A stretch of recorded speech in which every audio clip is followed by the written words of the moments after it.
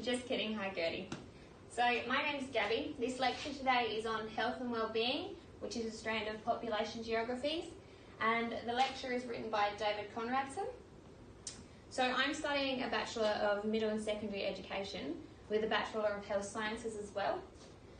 I'm majoring in PE and health, which kind of explains why I chose this chapter, and I'm minoring in, obviously, geography. So in my degree, we focus more on health issues, such as smoking. I've investigated quantitative statistics in terms of students' sleep quality and their GPA. So I focus more on things like that. So I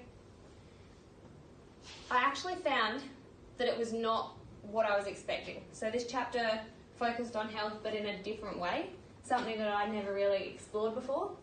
So for anyone that actually hasn't read this chapter, I recommend that you actually read it, because I can see myself researching into this even after I've finished this topic. So moving on. So the outline for today is, obviously I'm going to do a bit of an introduction on what exactly we're going to be talking about today. Then we're going to look at medical geography and geographies of health. Then we're going to go and look at health and the environment. And so that's under 3 subheadings. So we're going to look at contemporary disease ecology, water and wellbeing in Bangladesh, neighbourhood effects on health, and therapeutic landscapes. So what is health? There's some questions on the board here. So what is health? What does it mean? And what do you think of when you hear the word health? For me, obviously, when I think of health, I think of it in terms of your bodily function. So if your body is working in the way that it should be, if you're thinking correctly, if you can move correctly or have the ability to move, things like that. That's what I think of. I would define that as being in good health. Whereas if you can't think properly, if you're unable to move, that's probably what I would determine as bad health. So just things like that. So take a look at this image here that I found on the internet. Alright, so these just show a couple of words that I myself kind of didn't really know related to health that much. So the ones I kind of picked out were agriculture, expectancy, geographic, and availability, things like that. Like obviously you have diseases, that's obviously got a lot to do with health, and food. So things like availability and access, I wasn't really sure how that would relate in terms of health. Geographic, I suppose, like I've said, I didn't really know before I read this chapter how geography would even relate to health at all. And also things like agriculture. I had no idea how that would even relate to health. So yeah, they're just a few words I picked out. And obviously after reading the chapter, some of these words actually made more sense to me. So what else impacts our health? So what can impact our health? Obviously we've got age. So elder people, obviously they're not as agile, they don't have the same abilities to move as they once probably did. And sex, obviously females and males have different productive parts, so that could have a lot to do with health. But what I didn't understand was that our social lives, the physical environment we surround ourselves with, and our relationships with family, friends and colleagues, can actually impact both our physical health but also our mental health. Now, if we take a look at this image, so this was actually used in the chapter.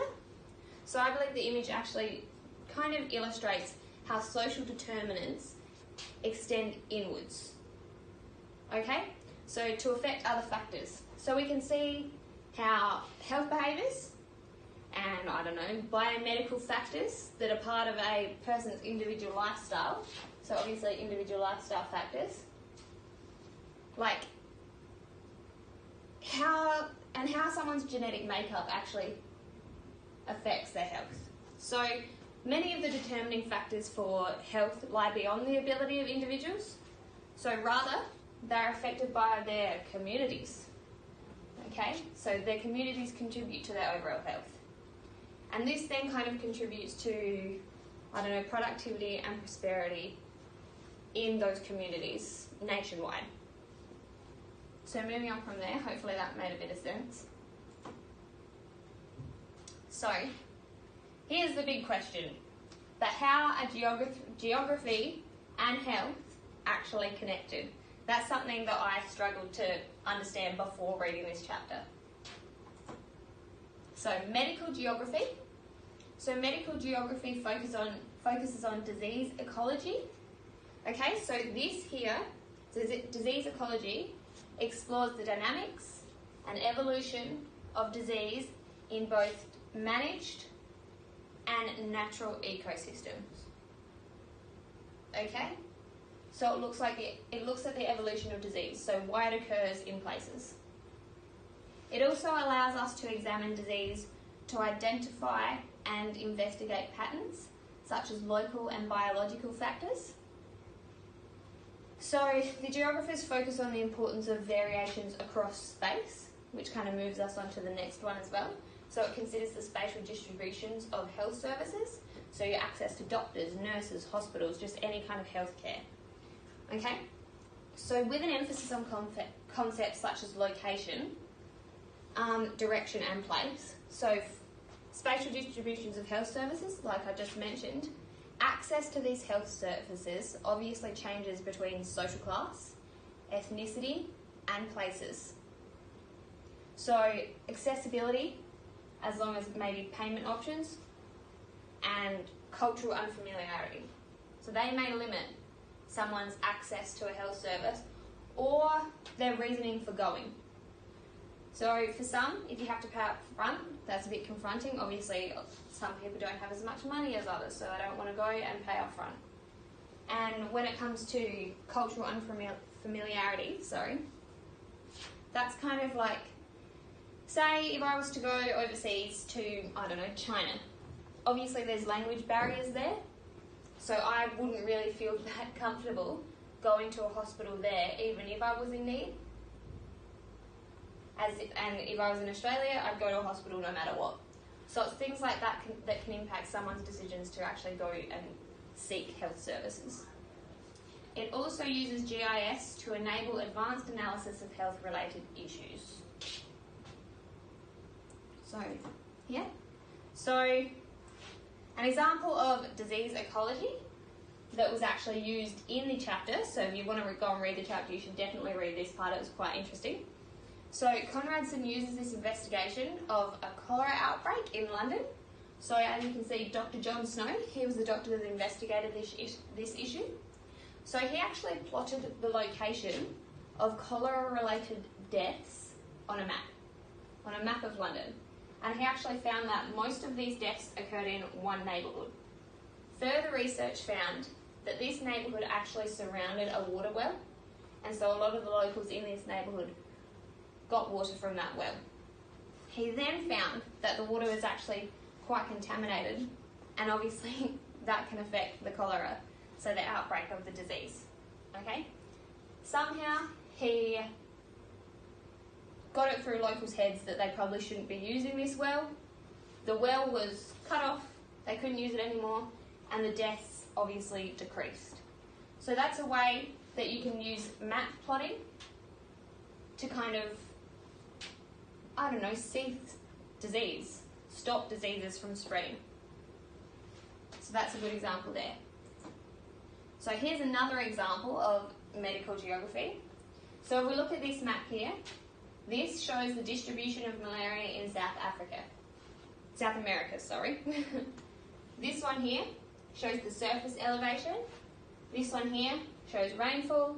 This one here shows temperature. Now, if you were looking at these maps, which one do you think could have the biggest effect on the distribution of malaria? For me, I kind of picked out, this is just, basic. So I kind of picked out rainfall purely because the shape here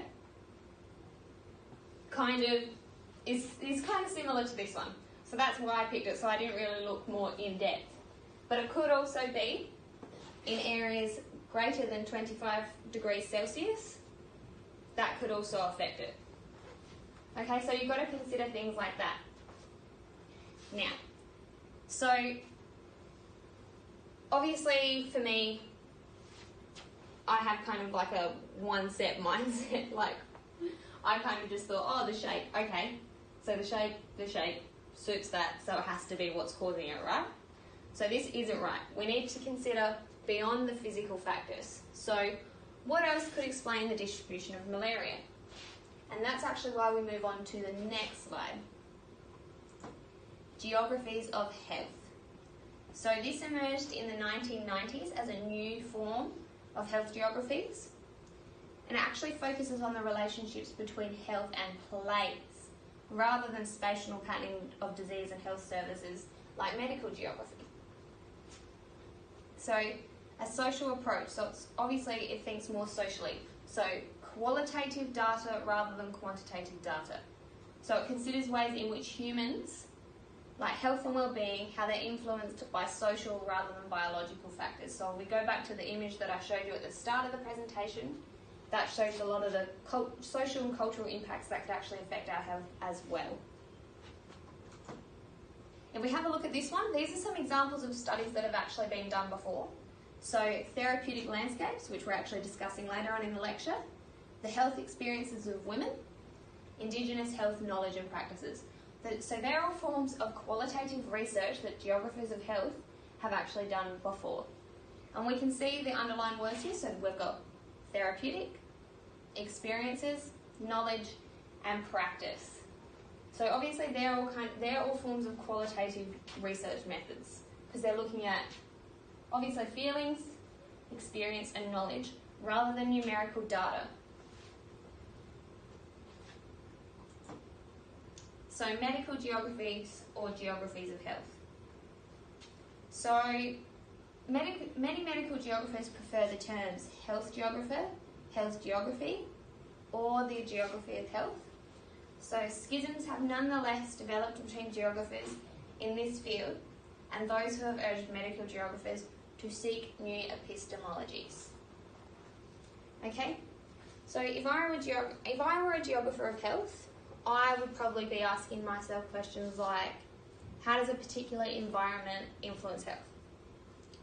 How does human activity affect health in different locations? How does disease spread across space?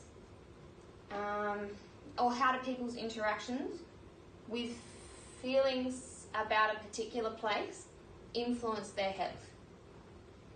Overall, I actually think that combining medical geography and geographies of health would provide the best way to tackle any health issues. I think both quantitative and qualitative data and research should be used to identify health issues within certain locations and also fix those issues.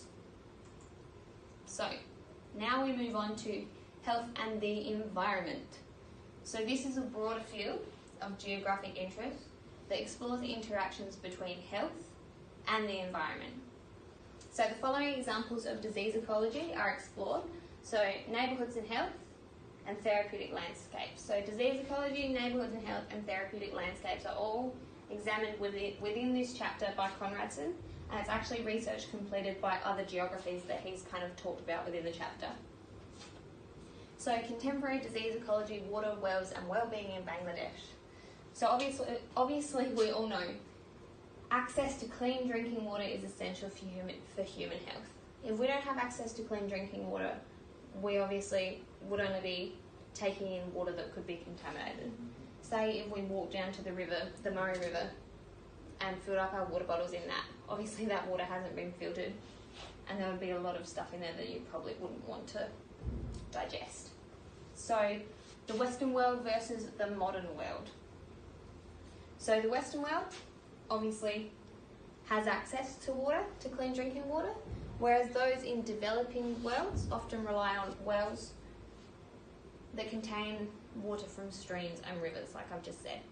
So these wells can often become contaminated, which can cause disease. So consider the example of Dr. Snow and the cholera outbreak in London. But cholera is just one example of a diarrheal disease. So diarrheal diseases in Bangladesh are due to water contamination, and these diarrheal diseases are actually the second leading cause of child deaths within this region. So Conradson explores this in the chapter. Okay, so just to give you some background information, so the deep wells within Bangladesh and within this particular neighbourhood, I think, became contaminated, which caused diarrhoea disease. Therefore, these shallow wells, as you can see in this photo, were installed as a way of tackling this particular issue. However, these shallow wells actually contained a high level of arsenic, which causes skin, lung, bladder and kidney cancer. So unfortunately, as you can see, this attempt to stop this diarrhoea disease actually created another health issue, one that some people thought was worse than diarrhoea disease. So they risked exposure to the contaminated water in order to avoid this new health risk. So obviously they don't really have access to clean water, so which one would you choose? Okay, so another issue is that the deep contaminated water wells were actually too expensive for most of these local villages to install. So they then actually had to travel to access the deep water wells. Some people obviously would choose not to travel, they'd be drinking from the shallow water wells. So arsenic would become an issue there. So this is an example, obviously the money and the accessibility, that's an example of they're examples of cultural factors. So they'd probably be investigated by geographers of health. So in the geographies of health field, because this is kind of a form of qualitative data or statistics or research rather than quantitative. If we were to plot the child-related deaths within this area, then that would be a form of quantitative. But because it's looking at expenses, accessibility, that's qualitative. So the medical geography side, they'd plot the child-related deaths. Geographies of health, they would look at expenses and accessibility. And more on the social determinant side. Why are people choosing to travel to the deeper wells? Or why are people just sticking to the shallow wells that are closer to them? I don't know which one I'd pick. Okay, however, yeah. So the social factors obviously play a huge role, but there is also the environmental factors and physical factors. So contamination, water contamination, why is it caused? How come they can't filter this out in the modern world? Why can't they figure it out? Why can't we help them? So that's just an issue that is still it's still an issue today. So people in this modern world, they don't have access to clean drinking water. So obviously if we were going to compare disease to Australia, so contamination to water in Australia compared to Bangladesh. Bangladesh would be up here, Australia would be down here. And it's just to show how the Western world compared to the modern world, how they work. I think it's ridiculous. So another example that Conradson talked about in his chapter were neighbourhood effects on health. So life expectancy in 2008 and 2010. So he compared the life expectancy for children in Kensington, Chelsea, and the life expectancy for children in Glasgow City. For males in Kensington, it was 85.1 years. For males in Glasgow, it was 71.6. I think that's a difference of 13.5 years. Males in Kensington and Chelsea live for 13.5 years, longer than those from Glasgow City. And females, 89.8 and 78, that's a difference of 11.8 years. That's still a massive difference. And these things, obviously, they're influenced by our social, built and natural environments, which we've talked about throughout the chapter and throughout this lecture. So the social could be the amount of physical activity, their diets, the amount of smoking and drinking they do. These things could all impact. Okay, so physical activity in terms of social could be their family. Has their family played an active role in their lifestyle? Are their parents active? If not, then they probably wouldn't be. Built, so that looks at density of an area and character. Okay? So if you live in a city where there's no availability to parks or anything like that, their health isn't going to be as high as it could be. And natural, so exposure to pollutants, that can impact physical health as well. So they're just some examples there of how a neighbourhood can actually affect on health. So another thing that Conradson actually mentioned was urban green space, or as they called it in the chapter, vitamin G. So the availability of this is the availability of public parks and vegetated areas in a city. So these spaces obviously promote good health by encouraging physical activity. I've got a park right near my house and I see people, including me, walking dogs there every single day. If you've got a park right across from you, obviously it's not hard to put clothes on, get up and go. Limited access or proximity could deny people of increased cardiovascular and mental health. So if you have to travel 30 minutes to get to a park or 30 minutes to get to the beach, you're probably going to be less inclined to get up, get out and go. Some people just cannot be bothered because, like, travel, some people might not have access to cars, some people might not want to pay money to get on a train or a tram. So however, this does vary socially and geographically. So an example Conradson used was the Netherlands. So there was a clear distinction between green space and health, and in the chapter he actually talked about the youth, so younger people and the elderly, actually showing an increased health because of their access to green space. So they obviously use these available resources more. New Zealand, however, there was no clear distinction between the two. So why do we think this might be? For me, I obviously struggled to understand why there would be no clear distinction, as New Zealand is so green. And it's not very populated. And I used to live there, and there is so much space. So why is there no clear distinction between the two? Are people not using the resources that they have or the parks that they've got available to them? I don't know. So moving on, he also talked about obesogenic environments. So settings that foster obesity. So this obviously has a negative impact on health. So greater risk of coronary heart disease and diabetes and other health issues as well. But there's also generic factors that play a role. So obviously your diet, the amount of diet you're getting and your exercise, they play a huge role in how heavy you are or how light you are. But the environmental factors need to be considered as well. So increase in office jobs. Some people probably don't want an office job, but that's all that's available to them. I know nowadays there is a massive increase in how many people sit in an office all day doing work. Low density cities and limited access to affordable healthy food, or the increase in fast food outlets. I focus more on the affordable healthy food. I went out for brunch the other day and had avocado on toast for $12. I'm never ever going to do that again. Like, why are we charging so much for healthy food? I don't know. Whereas you can go to Macca's and get a burger for $5 and with a drive-through, so it's easy access. Now there are healthy options at Macca's as well, like salads and the wraps, but how healthy are they really? So it's things like that, and obviously we know that fast food outlets are increasing over the world, throughout the whole entire world. They're becoming more popular because they're cheap. You can go and pay $2 for nuggets now. It's ridiculous. So obviously environmental factors should be considered. So we need to look at the way we're structuring cities and the choices we are making.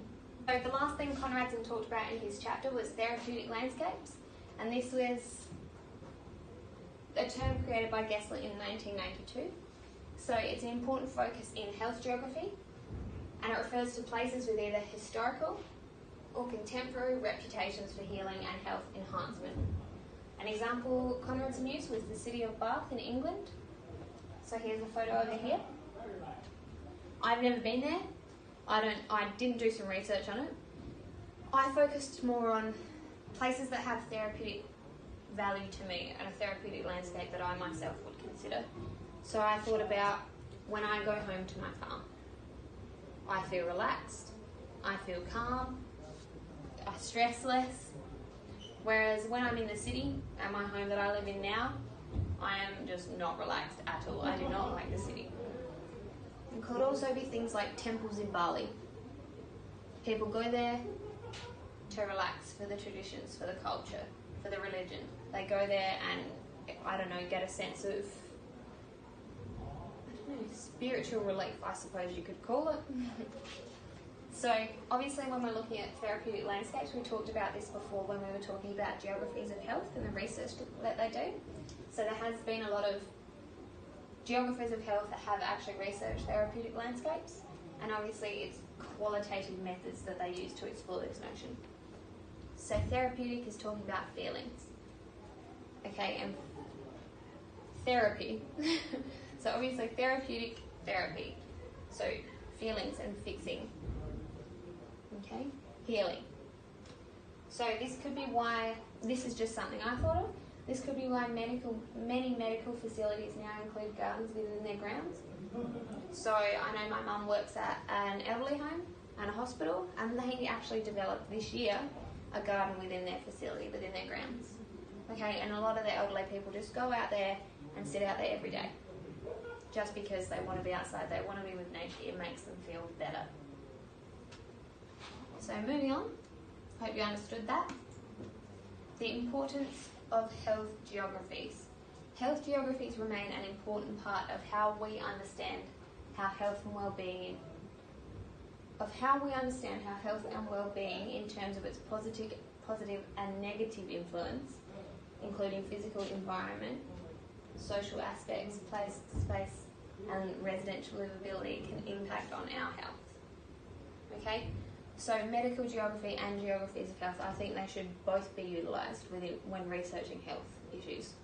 I think we need to focus on both concepts and both research. We need qualitative data, we need quantitative data, we need both.